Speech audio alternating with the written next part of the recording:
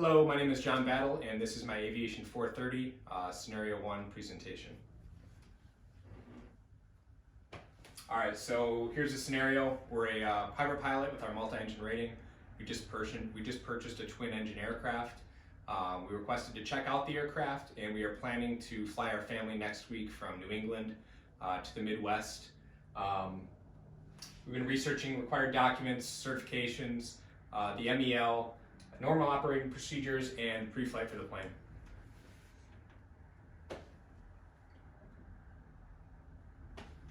All right, so some things to consider. First of all, we want to consider whether or not we're legal to fly, if the plane will be legal to fly. So we have our AERO acronym. Do we have the airworthiness certificate? Is the plane airworthy? Do we have a registration? It's got to be in our name now since we bought the airplane. Do we have our operator's handbook, and do we have the correct weight and balance measurements for this plane? Flying our family across the country, it's really important that we have the right weight and balance. We don't want to exceed the limitations for our plane. We also want to consider any inspections for the plane. Since it's a new plane, we just bought it, multi-engine plane. Have we done our annual? Have we gotten the transponder checked out every 24 calendar months, or the ELT every 12 calendar months?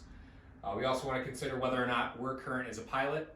Have we had to do a flight review, or do we need to do a flight review between now and the flight? Have we done? Are we legal to carry passengers? Have we done 3 takeoff and landings as a sole manipulated airplane? So we want to make sure we're current as well. We also, as I discussed earlier, the minimum equipment list. It'll help us determine if something is broken, can we still fly it? Right here I have a picture of the Beechcraft Duchess, which is the twin engine plane that I just started flying. The MEL is going to allows aircraft to be operated within operative equipment determined to be non-essential for safe flight. So if there's anything in op, we want to refer to the MEL. If a plane doesn't have an MEL, we can also check out the kinds of equipment list, or we can always remember A tomato flames. Another thing to consider is, are we familiar with the aircraft and its systems? Just speaking from my own perspective, since I just started flying multi-engine, I wouldn't feel comfortable. I am still learning how to work the manifold and the RPM and all of that, like all the new systems that come with flying a multi-engine plane. Also, it's a little bit more advanced. The propeller system, the landing gear system. So we want to make sure we have all the systems down, and we understand how the plane works before we fly it.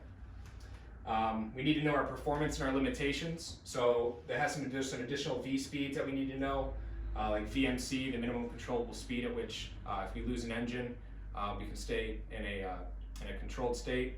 We also have the VX SE speed, VY SE speed. All of this is going to be in our POH. So we want to make sure we're familiar with that. We also want to know our climb based on the day's flight. What can we expect our climb to be? In our accelerate stop, in our accelerate go.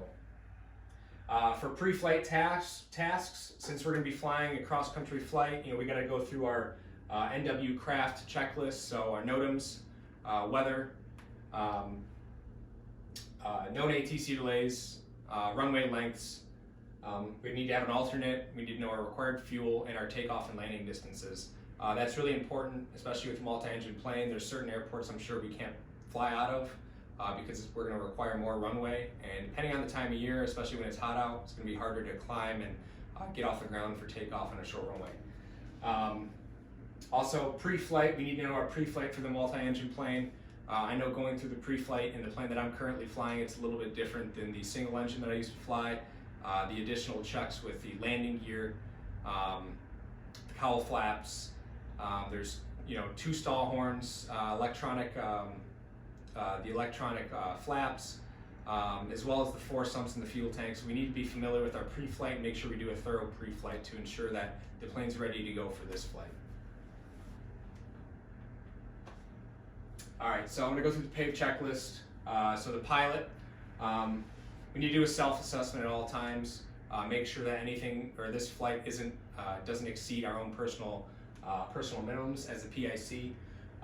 So one of the things that comes to mind for me as the pilot, since this is such a new airplane for us, a multi-engine plane, I'm not really familiar with the aircraft or the systems. It might not be a good decision to fly. I'm not very confident in my own abilities to fly it. So do I really want to risk, the safety of my family going a long distance? Like I said earlier, making sure we're current to fly with passengers, and with it being a longer flight, I'll be the only pilot on board. So is that something I'm okay with? It's always easier to have someone else, a second set of hands and eyes while you're flying. It also really helps if someone else knows how to fly the plane with you. If I have an emergency, can I handle it? Do I know the emergency checklist? Do I know what to do if I lose an engine in flight? Those are all things I need to consider. And then I also need to go through the I'm safe checklist: illness, medications, stress, alcohol, drugs, fatigue, emotions. Go through that checklist every time I fly. Make sure that there's nothing that would keep me from performing as the pilot.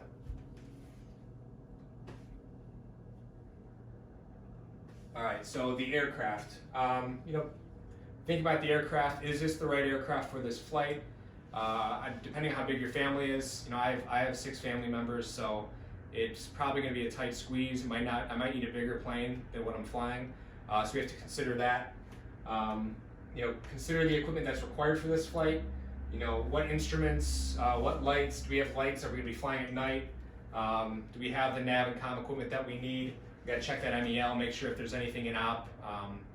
Is it critical for flight? Will I be using a GPS, autopilot, VORs, advanced avionics?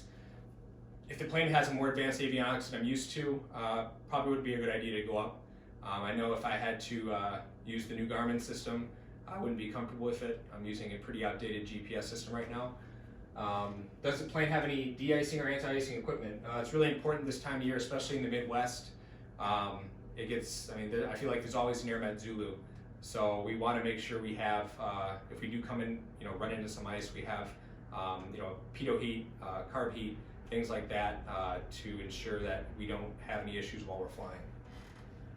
Can I safely take off and land at the runways for our trip? When we do our performance calculations, we'll make sure that we're landing in an airport, taking off from an airport that we can easily get in and out of. As I mentioned, the load, my family, so I have 6 members and all the luggage and the fuel. I need to ensure that I stay within that weight and balance envelope. If there's a lot of weight between my passengers and the luggage, I might need to reduce my fuel and plan a couple fuel stops along the way. All right, environment. So as I said, weather this time of year is very unpredictable, especially in the Midwest. If I was planning to fly this flight today, it'd be a no-go. Especially since I don't have my instrument rating. The clouds this time of year, they're just floating around 3,000 feet or less. So this flight would be really, really hard to complete, I feel, especially this time of year without an instrument rating. As I said, also the icing right now, there's always a good chance of picking up ice anytime you go up. So it might not be a good idea. It might be better to wait till the spring. Something to consider. If we're flying from New England to, say, Middle Michigan, we might need to plan our flight around large bodies of water like Lake Erie or Lake Huron, depending on how far north we're going. So we got to consider that. Got to keep in mind any terrain or obstructions along the route. There are some mountains. I don't know if we really have any issues with them out east, but keep that in mind, or any tall obstructions along our route. Any NOTAMs, changes to airspace, and then are we going to be flying at night? We got to know, what areas would be safe to ditch if we need to. Being that, we just bought the plane, might not be good to fly at night right away, especially with family on board. All right, external pressures, the last part of the PAVE checklist. So some of the things that we might consider is like the pressure of flying family and ensuring that they get there safely. I know that'd be something that's important to me. That'd be a big external pressure. It might be something that I would consider to cancel the flight or decide to do it at a later date. Nerves of flying my new plane at a pretty decent distance with limited experience. That'd be something that I would definitely consider. Also trying to impress family. This might be a big family trip to go see our mother-in-law. They have a lot of high expectations. Mother-in-law has a lot of high expectations. We want to get them there. We want to impress them, and we want to show them that we're a good pilot. But we can't let that put us in a situation where we make a bad decision. We can't get there-itis, trying to get there as quickly as possible, exceed the limitations of our plane.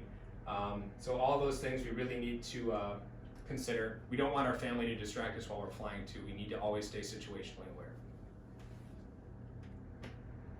All right, so single pilot resource management and decision making. So before any flight, especially as the only pilot, we want to gather all the information and resources for the flight. We want to analyze it and make a safe decision, a safe go or no-go decision. We can go through our 5 Ps: pilot, programming, the plane, passengers, and the plane. I think I may have repeated one of those. But it's ultimately the responsibility falls on us as PAC to make the decision. We can also use the decide model,